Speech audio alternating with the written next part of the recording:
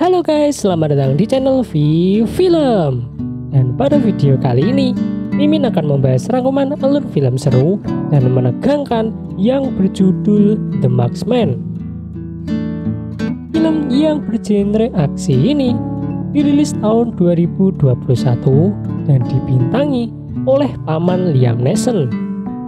Sebelum itu, kalian bisa subscribe dan klik tombol loncengnya supaya bisa update video-video seru, unik, maupun menegangkan lainnya dari Film. So, tanpa spoiler di awal, kita langsung cus ke videonya. Di awal film, diperlihatkan bocil di pedesaan Meksiko bernama Miguel. Ia tinggal bersama sang ibu bernama Rosa. Kemudian Rosa ditelepon paman Carlos yang memerintahkan mereka untuk segera kabur karena sedang diincar para mafia. Mereka pun segera pergi, namun paman Carlos berhasil ditangkap dan kini para mafia akan mengejar Rosa. Sementara itu, di perbatasan Amerika-Meksiko, terlihat seorang peternak bernama Jim bersama anjing kesayangannya yaitu Jackson. Selain beternak, ia juga sering melihat imigran ilegal yang berhasil melewati perbatasan dan biasanya akan melaporkannya ke polisi.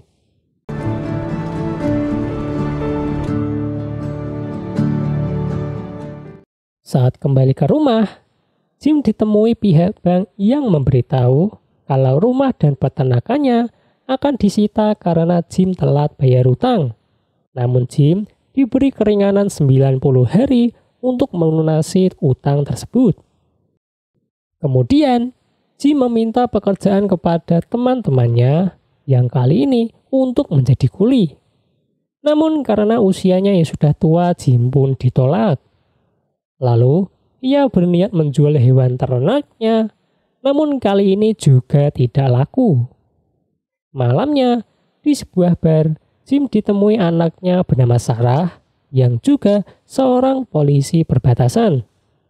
Sarah khawatir dengan ayahnya yang harus beternak di daerah yang berbahaya karena perbatasan banyak terjadi kejahatan dan perdagangan manusia ataupun narkoboy. Namun, Jim yang juga mantan marinir lebih mengkhawatirkan soal utangnya yang tidak bisa dibayar. Saat diantar pulang, diketahui kalau istri Jim sudah meninggal, namun sebagai anak, Sarah terlihat sangat perhatian kepada ayahnya tersebut.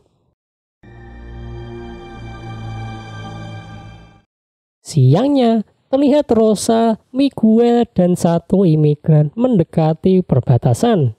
Namun, karena kartel terus mengejar mereka, sang imigran berniat kabur dan memberitahu kalau ada lubang di pagar tersebut. Rosa dan Miguel bergegas mencari lubang yang dimaksud, dan saat Miguel berhasil lewat, Jim hampir saja menabraknya. Dalam kondisi seperti ini, Jim biasanya akan menelpon polisi, tetapi melihat keduanya yang ketakutan, ia pun mengurungkan niatnya. Tak lama, para kartel dipimpin si botak bernama Mauricio datang dan dengan tegas meminta Jim menyerahkan ibu dan anak tersebut. Namun, karena mereka sudah berbeda negara, hal itu tidak bisa dilakukan. I'm not going to ask again. Give it to me!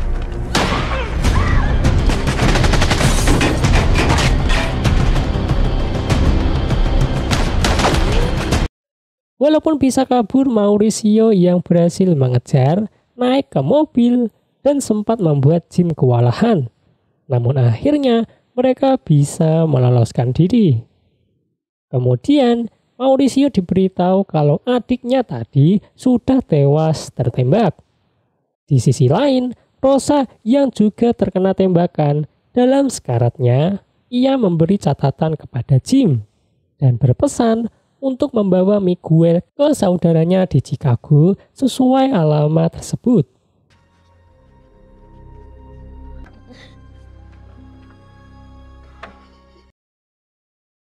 Malamnya, Sarah dan para polisi tiba di mana Miguel rencananya akan ditempatkan di panti asuhan.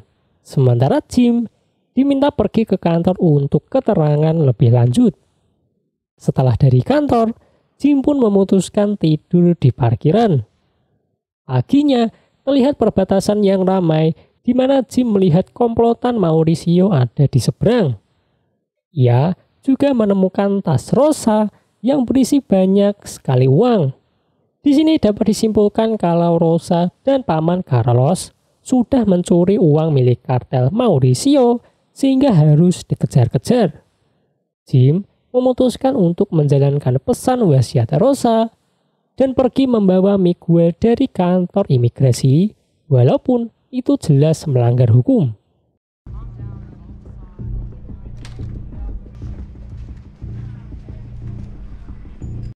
Walaupun rencana ini berhasil, gerak-gerik Jim dilihat Mauricio yang berniat melewati perbatasan. Dengan hanya menunjukkan tato saja, ia dan komplotannya sangat mudah melewati perbatasan tersebut. Sementara itu, Jim harus pulang untuk mempersiapkan bekal karena perjalanan ke Chicago sangatlah jauh.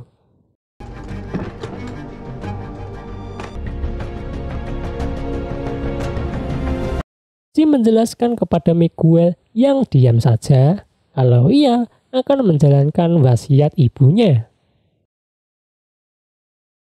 Di sisi lain, Mauricio mendatangi rumah Jim yang jelas sudah kosong. Di sana, ia mengambil lencana marinir serta juga sebuah surat. Dan terakhir mereka membakar rumah tersebut. Kembali ke Jim yang harus berhenti di SPBU yang jelas-jelas untuk isi bensin. Kemudian, ia pergi ke toko SPBU membeli peta karena Jim tidak punya ponsel apalagi Google Map. Tak lama, ia ditelepon Sarah yang marah karena ayahnya telah membawa pergi Miguel. Sarah menyarankan Jim untuk menyerahkan anak tersebut karena rumahnya sudah dibakar. Why the hell did you have to cross my property? Jim jelas marah karena Miguel seperti tidak menghargai perjuangannya. Namun tak lama, mobilnya malah bermasalah. Sementara itu Mauricio yang mempunyai markas di sana mencoba untuk melacak Jim. Dan dari kartu kreditnya terlacak kalau Jim habis dari SPBU. Tak lama, mereka pun tiba di sana dan langsung menanyai Mbak Kasir tentang Jim dan kemana ia pergi. Mbak Kasir yang tidak tahu akhirnya dipaksa untuk memperlihatkan CCTV. That's not really what that's.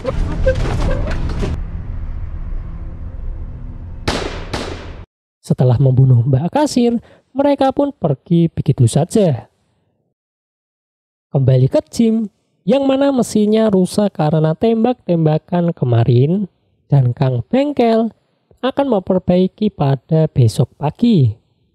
Mereka pun terpaksa bermalam di sekitar sana, dan sekarang terlihat Miguel yang mulai tersenyum serta bisa diajak berbicara. Paginya, Kang Bengkel akhirnya selesai memperbaiki mesin, di mana Jim membayarnya dengan kartu kredit. Jelas saja hal yang dilakukan Jim langsung bisa dilacak, dan Mauricio yang sedang bersantai di depan toko langsung menerima laporan tersebut. Jim yang kembali melanjutkan perjalanan tiba-tiba disuruh berhenti oleh Pak Polisi setempat. Stay calm and be quiet. Any weapons on you, sir? Jim sedikit bingung karena ia tidak salah apa-apa, dan saat masuk ke mobil terlihat gerak-gerik polisi yang mencurigakan. Jim pun sadar kalau Pak Polisi sudah disuap Mauricio untuk menghambat perjalanannya. Speak to him. Get in the truck. Get in the fucking truck!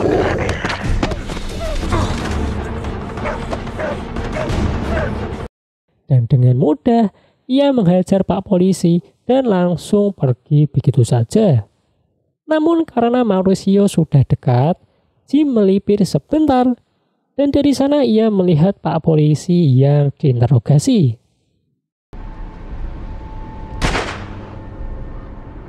Sebelum pergi, si botak ini malah menemukan peta milik Jim.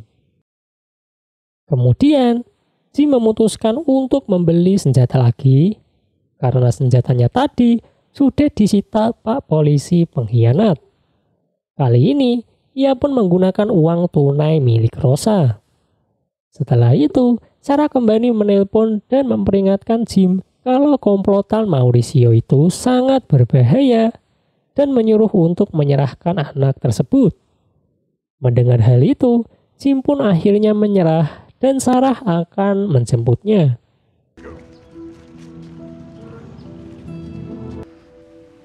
Okay.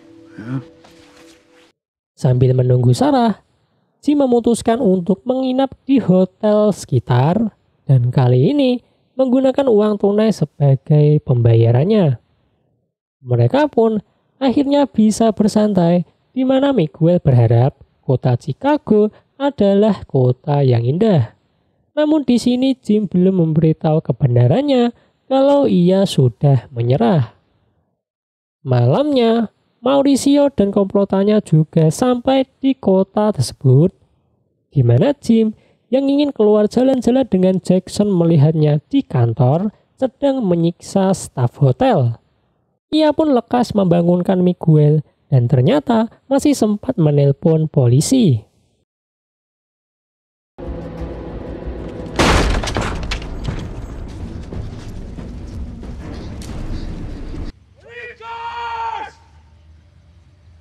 Dan untungnya Mauricio tidak menemukan mereka dan lekas pergi karena polisi mulai berdatangan. Jim menyuruh Miguel pergi ke mobil duluan, sementara ia yang mencari Jackson malah melihatnya ditembak si botak Mauricio.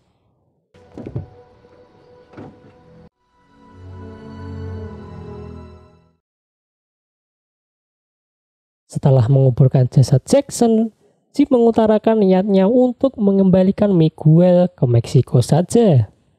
Miguel yang kecewa akhirnya mencoba kabur ke dalam hutan, namun dengan mudah ia dihampiri Jim. Di sini ia dijelaskan kalau Jim sudah berkorban terlalu banyak sehingga harus memulangkan Miguel saja. Sorry about Jackson.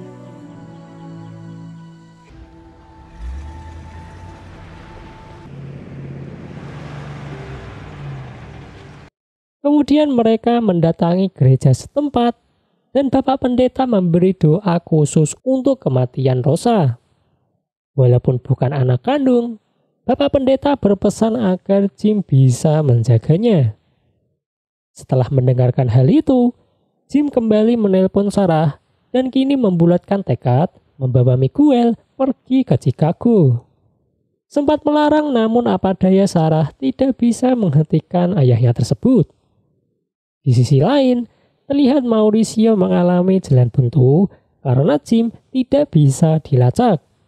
Namun seorang anak buah menemukan petunjuk tujuan Jim yaitu Chicago dari peta yang terjatuh tadi sehingga Mauricio menyuruh anak buahnya untuk bersiap.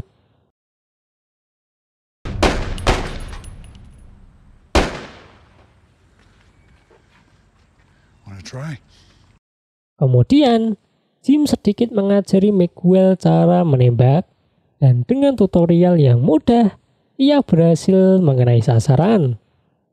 Di sini, Miguel bertekad membalas dendam atas kematian ibunya, tetapi Jim tidak setuju karena Rosa malah akan kecewa anaknya hidup dalam balas dendam.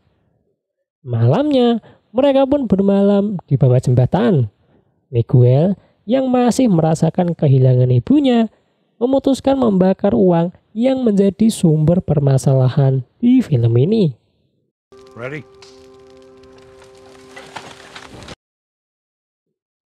Paginya, terlihat komplotan Mauricio bersiap dari atas jalan tol dan tak lama melihat mobil Jim melintas.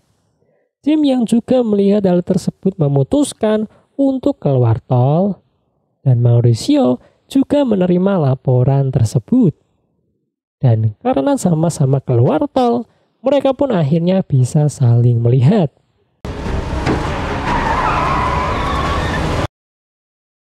Namun, karena mesin mobil yang kembali rusak, Jim memutuskan untuk berhenti dan menembaki mereka. Get out. Not if I get him first.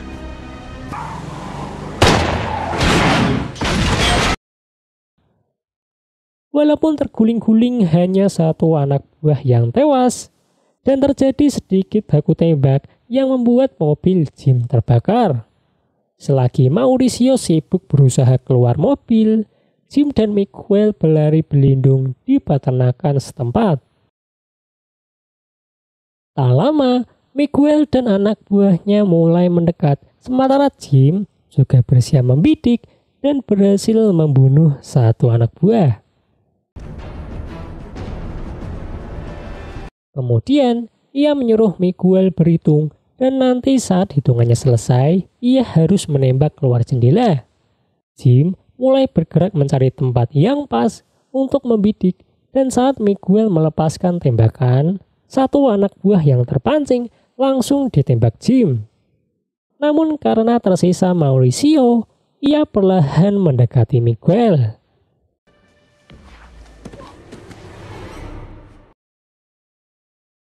Jim yang akan kembali akhirnya melihat Mauricio yang berhasil menyandera Miguel. Jim yang tak berdaya akhirnya melepaskan senjata, namun seperti biasa terjadi percakapan yang cukup panjang dan diakhiri dengan We made our choices. Let him make his. Yo, he's gonna kill his first man today.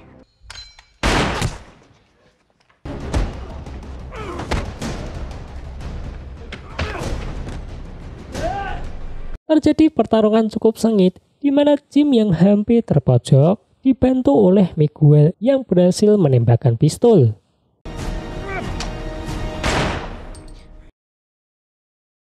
Setelah Mauricio terkapar, Miguel disuruh pergi karena ia akan melakukan eksekusi. Namun sebelum itu, Mauricio mengembalikan lencana marinir yang sebelumnya ia ambil, dan melihat hal itu, Jim pun menyerahkan pistol tersebut agar si botak ini bisa menentukan jalan hidupnya sendiri.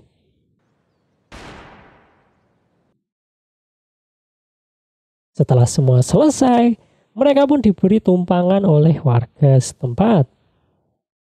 Paginya, mereka pun sampai di Chicago dan menemukan rumah yang sesuai dengan catatan yang diberikan Rosa. Sebelum berpisah, Jim memberikan rencananya sebagai kenang-kenangan.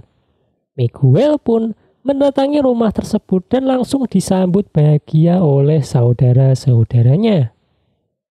Kemudian, terlihat Jim yang menaiki bus dengan seringai kesakitan karena ternyata sudah terluka parah.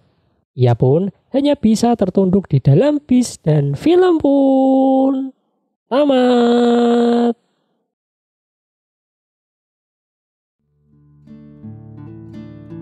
Di film ini diperlihatkan bahwa Jim tak sengaja bertemu dengan Rosa dan Miguel yang sedang dikejar para mafia.